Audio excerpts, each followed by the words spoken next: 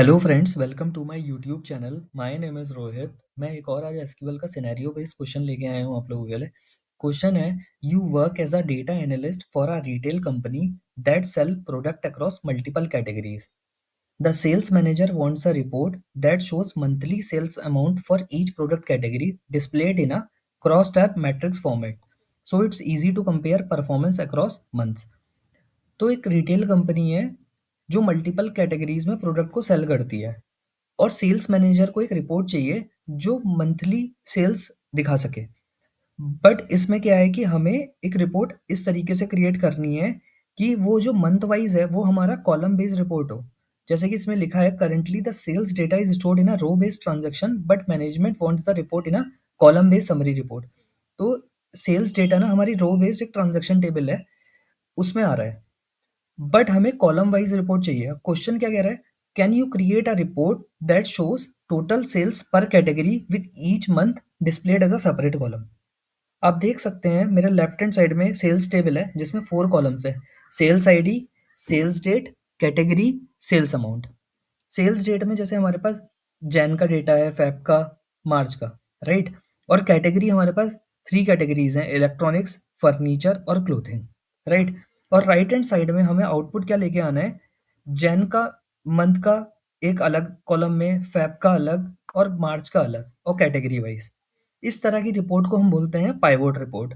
तो आज हम लेफ्ट हैंड साइड के डेटा के बेस पे हम पाइवोट रिपोर्ट जनरेट करेंगे। चलिए देखते हैं इसको हम कैसे करेंगे। आप देख सकते हैं मेरे स्क्रीन पे मैंने एक सेल्स टेबल क्रिएट कर ली है जिसमें 4 कॉलम्स हैं, sales ID, sales date, category और सेल्स अमाउंट। तो पाइवोट रिपोर्ट जनरेट करने के लिए सबसे पहले हम क्या करेंगे, हम सोर्स टेबल का यूज़ करेंगे। सोर्स टेबल क्रिएट कर लेते हैं। तो सोर्स टेबल क्रिएट करने के लिए हम क्या करेंगे, जो सेल्स डेट है इसमें से हम मंथ नेम निकाल लेंगे। तो अगर आपने मेरी पिछली वीडियोस देखी होंगी तो उसमें हमने मंथ को एक्सट्रैक्ट करने के लिए डेट फंक्शन का यूज़ किया था, वो था डेट नेम। इसमें हम क्या करेंगे, मंथ कॉमा अपनी सेल्स डेट को पास कर देंगे। इसको ले लेते हैं as sales month.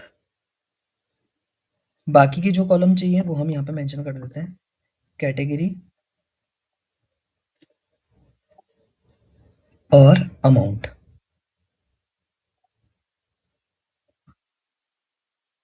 From sales. अब दोनों क्वेरी को रन करके देखते हैं। अमाउंट है कॉलम का नेम। तो आप देख सकते हैं यहाँ पे सेल्स डेट में जैसे 5th ऑफ जनवरी है, 18th ऑफ जनवरी है, उसने जनवरी मंथ एक्सट्रैक्ट कर लिया। ऐसे ही फेब से, ऐसे ही मार्च से।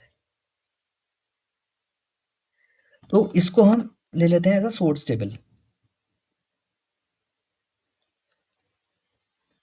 As source table. अब हम यहाँ पे पाइवोट का यूज करेंगे। पाइवोट। अब एज पर द सिंटैक्स अब हमें एग्रीगेट फंक्शन का यूज करना पड़ेगा, बिकॉज हमें अमाउंट क्या चाहिए, कैटेगरी वाइज चाहिए, राइट। तो हम क्या करेंगे, यहाँ पे सम करेंगे सेल्स अमाउंट फॉर, किसके बेसिस पे, मंथ के बेसिस पे। तो हमने यहाँ पे ये लिया मंथ इन। यहाँ पे हम क्या पास कर देंगे, जनवरी, फैब। ऐसे ही हम मार्च पास कर देंगे यहाँ पे।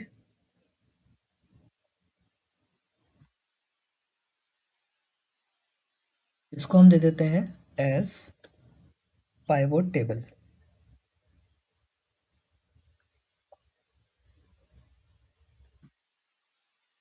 अब हमें, हमने यहाँ से मंथ एक्सट्रैक्ट कर लिया, हमने यहाँ से सेल्स अमाउंट कैलकुलेट कर ली मंथ बेसिस पे। अब यहाँ पे हमें जो जो कॉलम चाहिए, जैसे सबसे पहले नॉन पाइवटेड कॉलम्स कौन सा है, कैटेगरी, वो हमने यहाँ पे मेंशन कर दी। जो जो मंथ चाहिए वो हमने यहाँ पे डाल दिया। फ्रॉम क्लॉज आ गया। अब ऑर्डर्ड बाय दे देते हैं, ऑर्डर्ड बाय कैटेगरी, डी ऐसे कर लेते हैं। अब हम इसको रन करके देखते हैं। आप देख सकते हैं यहाँ पे हमारी पाइवोट रिपोर्ट जनरेट हो गई। अब जैसे कि जनवरी, फरवरी, मार्च यहाँ पे नल है, तो हम यहाँ पे कंडीशन लगा देते हैं, इज नल। अगर है यहाँ पे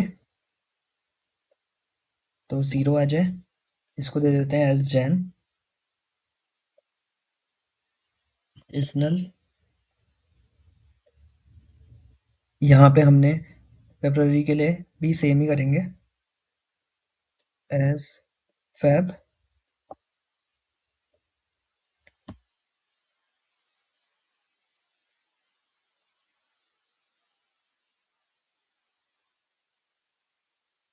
इसको रन करते हैं,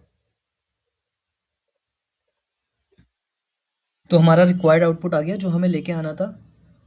तो यहाँ पे हमने क्या किया, सबसे पहले हमने डेट नेम से हमने मंथ एक्सट्रैक्ट कर लिया, फिर हमने पाइवोट का यूज़ किया, सेल्स अमाउंट का सम किया, सेल्स मंथ, और फिर हमने यहाँ पे जो हमें आउटपुट में चाहिए था वो हमने मेंशन कर दिया।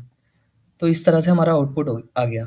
लेकिन कई बार ऐसी रिक्वायरमेंट होती है कि हमें ये नहीं पता होता है कि हमारे जो पाइवोट कॉलम है वो हमें नहीं पता होता कि स्टैटिक हैं या कई बार डायनामिक होते हैं, राइट? तो उस केस में हम डायनामिक एसक्यूएल लिख देंगे, एक वेरिएबल डिक्लेयर कर लेते हैं, उसमें हम अपने मंथ को लिस्ट एग्रीगेट फंक्शन के थ्रू पास करके और यहाँ पे पैरामीटाइज कर लेते हैं और उससे हमारा आउटपुट आ जाता है।